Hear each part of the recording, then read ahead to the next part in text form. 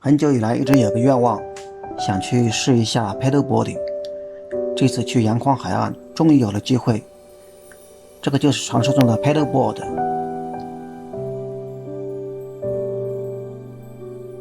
看似波澜不惊，但是当我站上这个板的时候，还是觉得板晃得厉害，要保持平衡相当不容易。特别有时候还是有水流，方向要跟它反方向转向的时候会特别的困难。本来会滑是吧，瑞秋？滑什么？就是他对划船。这次第一次尝试 paddleboarding， 还是没敢在海里面站起来。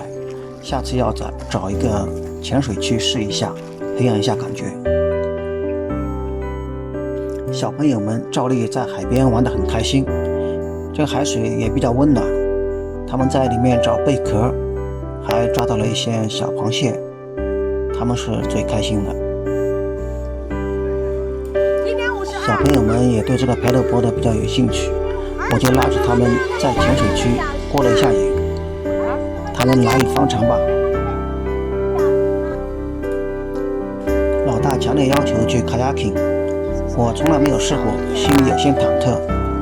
最后架不住他强烈要求，我们还是上了贼船。没想到这个船比 paddleboard 要稳当多了。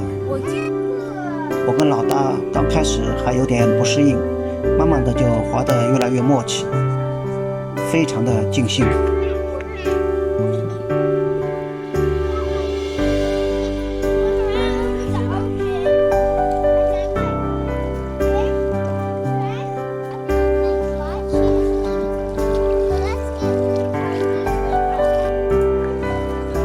老二也跃跃欲试，架不住他的请求，我把他也放上了船。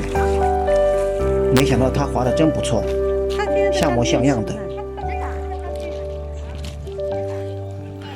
最后我们两个人也滑得挺远，确实也过了一把瘾。这次的 kayaking 非常的尽兴，感觉非常好。